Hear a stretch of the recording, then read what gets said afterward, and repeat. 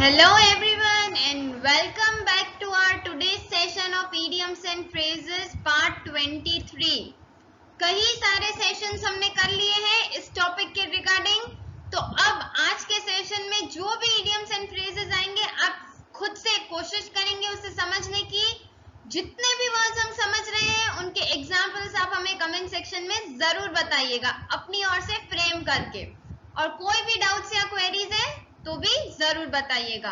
अगर कोई भी सेशन कोई भी पार्ट इस टॉपिक का या वोकैबुलरी के रिलेटेड कुछ भी मिस आउट हुआ है तो डिस्क्रिप्शन में लिंक दी हुई है, और हिंदखोज के पेज पे अगर आप जाके देखेंगे तो सारे वीडियोस अवेलेबल है, रेफर कर सकते हो आप लोग। तो शुरू करते हैं आज का सेशन। सबसे पहले आता है यू एंड क्राई।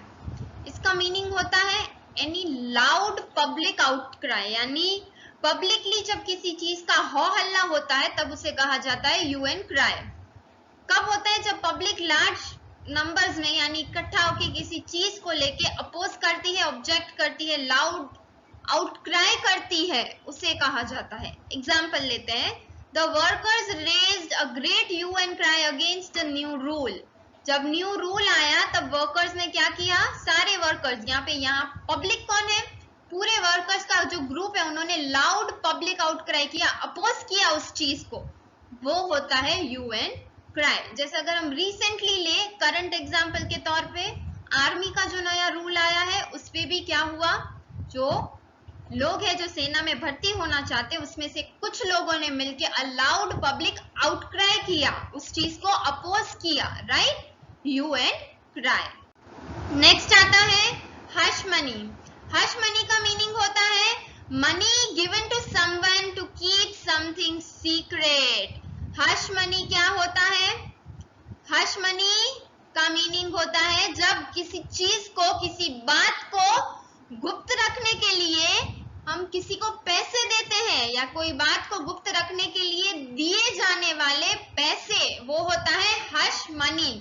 मनी का मीनिंग सबको पता है पैसे होता है, लेकिन हश मनी क्या होता है? क्या होता है?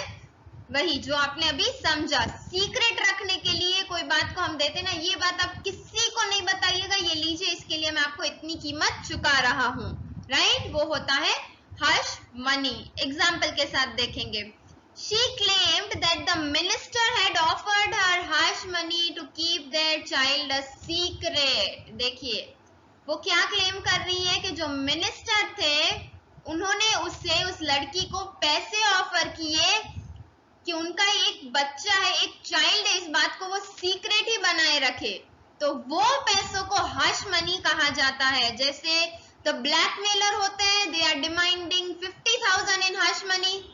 ठीक है, किसी चीज को छुपाने के लिए ब्लैकमेलर क्या कह रहे हैं? आप मुझे 50,000 दे दो, मैं ये बात किसी को नहीं बताऊंगा, आई कीप इट सीक्रेट। तो जब कुछ बात छुपाने के लिए पैसे दिए जाते हैं, गुप्त रखने के लिए, तो वो होता है हश मनी। नेक्स्ट आता है in a fix. In a fix यानी इन डिफिकल्टी, मुसीबत में होना। इन अ फिक्स यानी कोई ऐसी परिस्थिति या सिचुएशन जिसमें कोई व्यक्ति मुसीबत में है, सोच में पड़ जाएगा अब क्या करूं क्या ना करूं, सडनली कुछ ऐसा घट गया जिससे वो परेशानी में पड़ गए, तो वो होता है in a fix. I am in a fix situation, यानी मैं एक मुसीबत भरी सिचुएशन में फंसा हुआ हूं अभी, और उसके कारण कई हो सकते हैं। यहाँ पे हम एक एग्जांपल देखते हैं, I was really in a fix when I missed the plane. देखिए क्या कह रहे हैं, इनका प्लेन था फ्लाइट के टाइमिंग से, लेकिन क्या हुआ, उन्होंने मिस कर दिया। अब जैसे स्केड्यूल था, उन्हें ये टाइम पे एक जगह पे पहुंचना था, लेकिन वो नहीं पहुंच पाए क्योंकि उनका प्लेन मिस हो गया, तो उससे क्या हो गया, परेशानी हो गई, मुसीबत हो गई। I was in a fix. जैसे we are in a fix because hotel gave our room away. देखिए एक और एग्जांपल लेते हैं, we are in a fix. क्यों? वाई? बिकॉज जो होटल थी, because hotel gave our room away, gave our room, हमारा जो कमरा था वो होटल वालों ने किसी और को दे दिया। हमने तो बुकिंग करवाई थी, लेकिन जैसे ही हम पहुंचे तो हमें वो बुकिंग कंफर्मेशन के अकॉर्डिंग रूम नहीं मिला, उस चीज से हम परेशानी में आ गए, मुसीबत में आ गए, अब क्या करेंगे, राइट? तो इनफ फिक्स का मतलब होता है किसी मुसीबत वाली सिचुएशन में, परेशानी वाली सिचुएशन में। नेक्स्ट आता है in no time. In no time means very quickly indeed, यानी कुछ भी शीघ्र ही, मतलब काफी जल्दी जल्दी जब कुछ हो जा रहा है तब कहा जाता है इन नो टाइम। और ये पॉजिटिव फ्रेज है। इन नो टाइम यानी हो सकता है आप कुछ नया सीख रहे हो, आपने शीघ्र ही उस चीज को सीख लिया, कोई चेंजेस है तो आपने शीघ्र ही उसे अडॉप्ट कर लिया। तो वेरी क्विकली, जब कुछ भी काफी तेजी से शीघ्र से होता है तब हम कहते हैं in no time, right? I learn driving in no time, right? जल्दी, काफी दूसरे लोगों के कंपैरिजन में मैंने काफी जल्दी ही सीख लिया सब कुछ, ठीक है? In no time. एग्जाम्पल देखेंगे, the test was so easy I was done in no time. देखिए, टेस्ट यानी परीक्षा थी, वो काफी इजी थी कि मैंने उसे फटाफट कर लिया, लाइक वेरी क्विकली, शीघ्र ही मेरी टेस्ट खत्म हो गई। क्वेश्चंस देखे, मुझे आंसर्स आते थे तो मुझे वक्त ही नहीं लगा उसे पूरा करने में, इन नो टाइम, राइट? अगर एक और एग्जांपल ले तो क्या ले सकते हैं, चलो देखते हैं। किसी ने इंग्लिश सीखना स्टार्ट किया, चलिए कोई इंग्लिश के क्लासेस ले रहा है। She started learning English last year and in less than no time she could hold a conversation in it। इसका मीनिंग यही कि इंग्लिश सीखना पिछले साल ही शुरू किया, अभी तो साल भर भी नहीं हुआ है, लेकिन इतनी जल्दी इन नो टाइम उन्होंने इंग्लिश में कन्वर्सेशन करना शुरू कर दिया, वो बात कर पा रही है, यानी उन्होंने शीघ्रता से सब कुछ सीख लिया। क्लियर है? In no time. समझ में आ रहे हैं मीनिंग्स, एग्जाम्पल्स? तो मैं फिर से बोलूंगी, आप भी कोशिश कीजिए एग्जाम्पल्स फ्रेम करने की, सेंटेंसेस बनाने की, और हमें कमेंट सेक्शन में जरूर बताइएगा। आगे बढ़ते हैं। नेक्स्ट आता है in a fog. In a fog का मीनिंग होता है confused, not able to understand. In a fog, fog का जनरल टर्म्स में मीनिंग क्या होता है? जब सब कुछ धुंधला हो जाता है, हम क्लियरली देख नहीं पाते हैं कि आगे क्या है। तो इन अ फॉग, इस फ्रेज का मीनिंग क्या होता है? कंफ्यूज्ड है हम, नॉट, कुछ समझ में ही नहीं आ रहा है। ऐसा कब होता है? या हम प्री ऑक्यूपाइड होते हैं, ऑलरेडी हमारे दिमाग में कुछ चल रहा है और कुछ सडनली आया तो हम उसे ले नहीं पाए, हम कंफ्यूज हो गए या समझ ही नहीं पा रहे, उस चीज पे ध्यान ही नहीं है हमारा, that is in a fog. Example के साथ देखेंगे, after the accident he went about in a fog even though he had not been injured. देखिए, एक्सीडेंट के बाद क्या हुआ? He went about in fog। went about in a fog यानी वो कुछ समझ ही नहीं पा रहा था, एकदम ही कंफ्यूज हो गया, उनका दिमाग एकदम ब्लॉक हो गया, क्या चल रहा है, कौन क्या बोल रहा है, उस पर उनका ध्यान ही नहीं है। इवन दो, जबकि उन्हें कुछ इंजरी आई भी नहीं, उन्हें कोई चोट नहीं लगी, फिर भी he was in a fog यानी कंफ्यूज्ड स्टेट में था, कुछ समझ पाए उस सिचुएशन में, उस परिस्थिति में नहीं था, इन अ फॉग। नेक्स्ट आता है इन अ नटशेल। ये कई लोगों को पता होगा। इन अ नटशेल क्या होता है? पहले इंग्लिश मीनिंग देखेंगे, in a very brief form. In a brief form, जैसे कि कोई स्टोरी है, एक पूरी स्टोरी बताने की बजाय मैं आपको उसकी समरी बता दे रही हूँ, संक्षेप। कहते हैं ना, इतनी बड़ी बात बताने से अच्छा जो मुद्दा है उस चीज का वो बता देती हूँ। एक ये लोग थे, दो ये लोग थे, इधर से जंगल गया, उधर से वो आया, फिर ऐसा हुआ, उससे अच्छा इन नटशेल मैं बता दे रही हूँ। इतने लोग जब जंगल में गए तो उन्होंने किसी चीज का सामना किया। तो जब हम नटशेल में यानी समरी बता देते हैं, इन शॉर्ट जो मुद्दे की बात है वो बता देते हैं, तब हम कहते हैं इन a nutshell. In a nutshell में ये बताना चाहती हूँ कि ये सिचुएशन ऐसी थी। एग्जाम्पल देखते हैं। The problem in a nutshell, The problem is that we had to move out of that office। देखिए, एकदम परफेक्ट एग्जाम्पल है। इन ब्रीफ, अगर मैं आपको समरी बताऊं तो अभी सिचुएशन ये है, समस्या ये है कि हमें ये ऑफिस छोड़ के जाना पड़ेगा, राइट? क्यों, कैसे, कब, क्या हुआ, क्यों ऐसा हुआ, वो बताने बैठे तो वो हो गई स्टोरी। लेकिन इन शॉर्ट ऑफिस छोड़ के जाना पड़ेगा, वो हो गई उसकी summary, in a nutshell. Clear है? यस। नेक्स्ट आता है in black and white.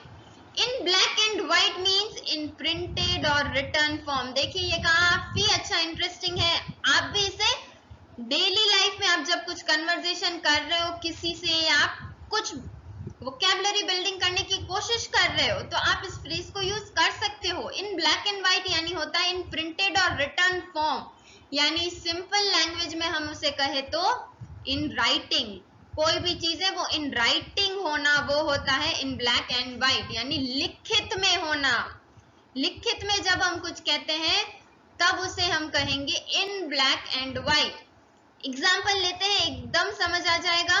Thank you so much for the verbal offer, but I also need to receive it in black and white. Verbal क्या होता है? Verbal offer कौन सी होती है? जब भी हम कुछ कह के कहते हैं, मैं आपको कह के बता रही हूँ, ठीक है, आप मेरे साथ डील कीजिए, ये ऑफर्स मैं आपको दूंगी। ओरली मैंने आपको बताया बोल के, लेकिन वो क्या कहते हैं, इस वर्बल ऑफर के लिए धन्यवाद, लेकिन आप जो भी कह रहे हैं वो मुझे ब्लैक एंड व्हाइट में चाहिए, यानी इन राइटिंग, लिखित में चाहिए। सिर्फ वर्बल नहीं चलेगा। आप जो भी बोल रहे हो, जो भी ऑफर्स है, जो भी टर्म्स है, कंडीशंस है, सब कुछ मुझे लिख के एक लिखित तरीके से चाहिए, in black and white. So instead of saying ये सब मुझे आप राइटिंग में दीजिए, आप इंग्लिश में ऐसा कह सकते हो, I want to receive it in black and white, यानी लिखित में। नेक्स्ट आता है in full swing. In full swing यानी at the height of activity, पूरे जोरों पर। जब भी कोई चीज है एकदम जोर शोर से चल रही है, या फिर कोई एक्टिविटी का वो वैसा स्टेज है, हाईएस्ट स्टेज है, जहां पे वो एक्टिविटी जिस स्टेज पे पहुंची है वो एकदम पीक है और एकदम स्विंग से, जोर शोर से चल रही है, तब हम कहते हैं इन फुल स्विंग। एग्जाम्पल देखेंगे, The party was in full swing by the time we arrived. देखिए जो पार्टी थी वो काफी जोर शोर से चल रही थी। जब हम पहुंचे तब तक ऐसा नहीं था कि कुछ लोग आए थे, चलो अब जमेगा माहौल, अब पार्टी शुरू होगी। नहीं, हम जब तक पहुंचे तब तक वो ऑलरेडी उसके पीक पे थी, हाइट पे थी, जोर शोर से चल रही थी। ठीक है, क्लियर है? यस। नेक्स्ट आता है in the blues. In the blues होता है इन डम्स डिप्रेस्ड। इन डम्स डिप्रेस्ड यानी इन द ब्लूज, दुख में। जब भी कुछ कोई परिस्थिति है, जब कोई दुख में है, ऐसी फीलिंग है जहां पे दुख, डिप्रेशन, सैडनेस है, तब हम कहते हैं इन द ब्लूज। एग्जाम्पल देखेंगे, she went in the blues after the failure in the exam. देखिए एग्जाम में जब फेल हुई वो, तो क्या हुआ, वो दुख में पड़ गई, दुखी हो गई। दुख वाली फीलिंग, डिप्रेशन वाली फीलिंग, उसे हम कहेंगे इन द ब्लूज। नेक्स्ट है in the nick of the time. In the nick of the time क्या होता है, at the last possible moment, just कुछ बुरा घटने के जस्ट पहले, या कह सकते हैं ना एक परफेक्ट टाइमिंग, ठीक समय पर जब कुछ होता है तब हम कहते हैं in the nick of time. Last moment जहां पे वो एक चीज कुछ बुरा घटने से बचा लेती है, राइट, वो होता है in the nick of time. एकदम एक एग्जांपल लिया है हमने जो कि एम्प्टाइज फ्रेज को रिलेट करता है एकदम पूरी तरह से, तो वो देखेंगे। The ambulance arrived in the nick of time. देखिए कोई बीमार होगा तब भी एम्बुलेंस बुलाई गई थी, तो क्या हुआ, एम्बुलेंस एकदम ठीक समय पे आई, लास्ट पॉसिबल मोमेंट थी। इससे अगर वो थोड़ा भी लेट करती तो कोई बुरी घटना घट सकती थी, तो तब जो वो लास्ट रिजॉर्ट होता है तब हम कहेंगे in the nick of time. Something that can be changed, the moment, last moment जब कुछ बदल जाता है ठीक समय पर, एकदम ठीक समय पर। तो ये हमारा आज का सेशन था, काफी इंटरेस्टिंग थे आज के इडियम्स एंड फ्रेजेस। उम्मीद है आपको सारे वर्ड अच्छे से समझ में आ गए होंगे। तो इस वीडियो को लाइक, कमेंट और शेयर कीजिएगा। हिंदखोज के पेज को सब्सक्राइब कर लीजिए, और अगर बेल आइकन अभी तक प्रेस नहीं किया तो तुरंत कर लीजिए, ताकि हमारे नेक्स्ट अपकमिंग वीडियो की नोटिफिकेशंस आपको मिलती रहे। फिर मिलेंगे नए वीडियो में नए सेशन के साथ। धन्यवाद।